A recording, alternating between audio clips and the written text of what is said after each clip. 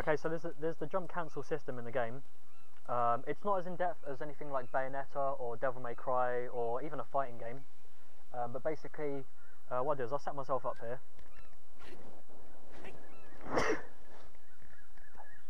Where did the thing go? Oh, okay.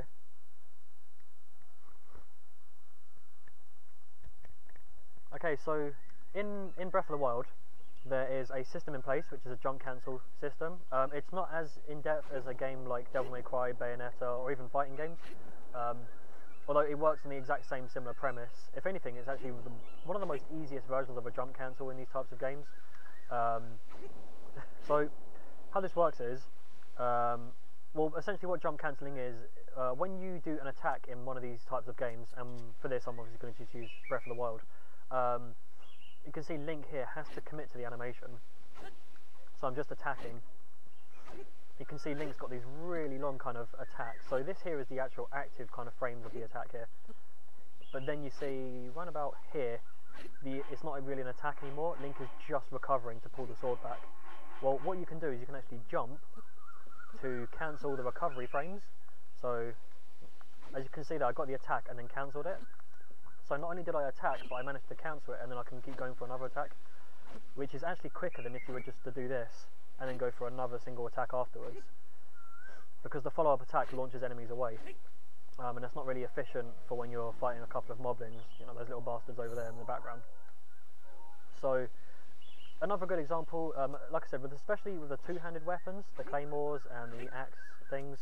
So this one here is a boulder breaker. It's the exact same animation time, but when you do a jump cancel, you can also cancel at any point. So you can see that Link was winding up for the attack.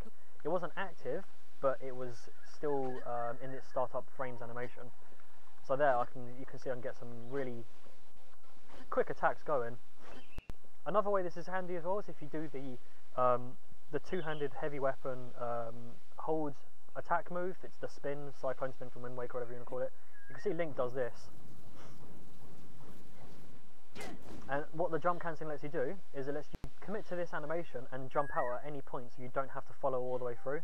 Because if I let go of it now, Link then finishes it. So you can hold it in for as long as you want, as long as you've got the stamina to do it. But the final part of the animation will always be Link doing this follow-up. Now what jump cancelling lets you do is it lets you cancel out at any point. So I can start here, do about 3 spins and then just jump. And I've now cancelled out of the animation while still done the attack. So you can actually do a little follow-up combo and then go into that afterwards as well. There's a little combo follow-up you can do there. So that's another one of the reasons why jump cancelling is also just as important. It means that Link does not have to commit to a lot of the animations that he has. There are some animations like that which you can't cancel out of. You kind of have to commit to it. But the majority of the moves in the game you can just cancel out of the animations by jumping. And that way you don't have to leave yourself open to any kind of enemy attacks. Only if you finish with that move there. I've got some other examples here. So you can do it from this as well. So let's say you want to charge this up. You can just do a couple of jabs and then just jump out to cancel it as well. You're probably thinking like, okay, yeah, but what's the point of this? I don't really see any real use for doing something like this. Because, you know, an enemy's still going to hit you, but not necessarily, because like I said, you essentially jump out of the attack itself. So you're never committing yourself to any of the active frames that these kind of moves have. So this is just a normal sword. And you can see I'm jumping out of the final frame animations there. You can actually jump out of this on recovery frames, although the timing's a little bit awkward. You can also jump out of it during the startup frames, but not during the active frames. So if I do this, you can see that I was charging it down. But as soon as you let go, so you can charge it and then jump. So say you realise, okay, I'm holding it down, I'm about to be hit, you can just jump out of it. So there's another version of the jump cancel, in that you don't actually have to commit to this, you can just jump to cancel it, just in case. But once you're in the active frames, you can't jump out of this, you have to commit to this move. But you can jump out of the recovery frames. So here's the full animation. See how Link does that little arm spin at the end, this bit here? Well, that's the bit you can jump out of.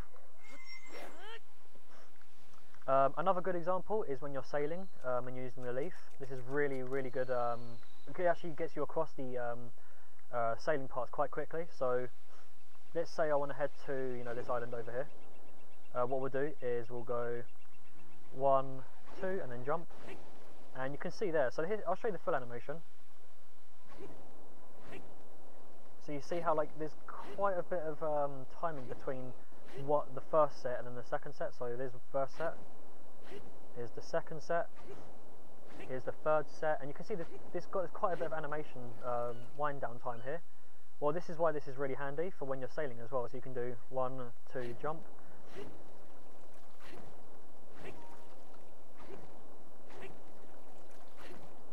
And you can also do this for, and it actually gets you some really damn good speeds in this game as well. You can actually travel really fast doing this as well, like it gets you really far in the game.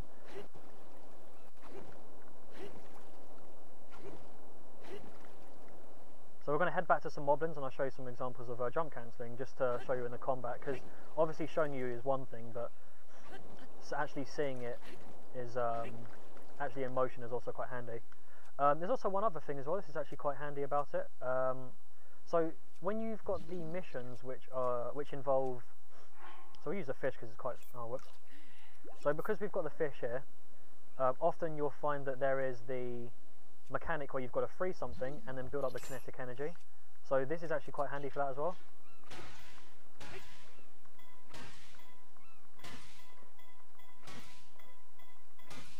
It gives you a lot more control over how much swing you have as well. This is also quite handy for when you want to launch out basically anything as well. Whoops, I ate the pumpkin. So he's a durian this time. So this also means that you can cancel the spinning animation if you really want to get that going as well.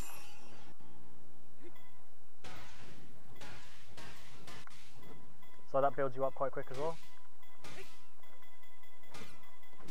So that's another reason as well, is it's really handy for when you want to be attacking, when you want to be doing the slowdown motion to build up some kinetic energy quickly. It's really, really good for that. So let's show you, I'm going to show off some like kind of in-depth, relatively in-depth combat here, and how you can actually do a follow-up combo with this as well.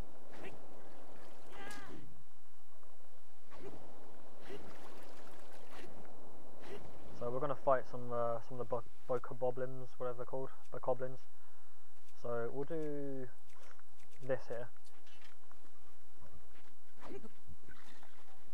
So what you can do is you can do this and then jump and then follow up with this. It keeps you active as well, gives you a good kind of follow-up move.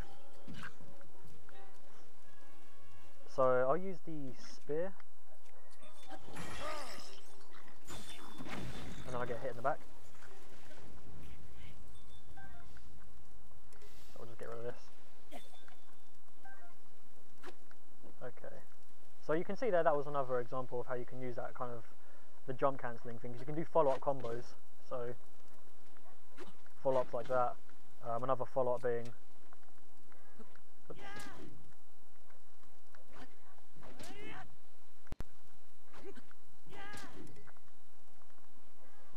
So yeah, definitely start adding in jump cancelling into your system when you're doing combos. When you're in the combat, because it really helps out. There's other places where this is in use as well, so you can use it when you're against like cutting down trees and stuff.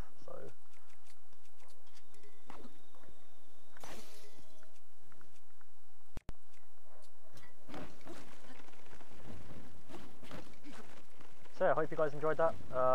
Yeah, definitely try and implement jump cancelling into your system. It will definitely up the combat. And just help you out in some of the kind of mechanics that are in place in this game, whether it's like cutting down a tree or using the kinetic energy thing.